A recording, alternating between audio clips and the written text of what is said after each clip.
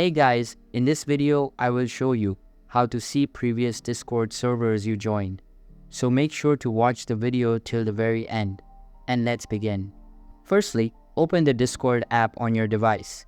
Next, tap on the tab on the servers option in the bottom left corner. Now select any server. After that, tap that and then tap on the settings options. Here, tap on overview. Scroll down to the bottom of the page, tap on delete server. Now tap on the plus icon in the sidebar. Then go to create your server. From here tap on join server. An invite link page will open. Here paste the link of the previous server which you wanted to see.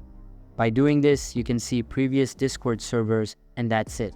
So that's basically how you can see previous Discord servers you joined. So that's all for this video. Hope you liked the video. Thanks.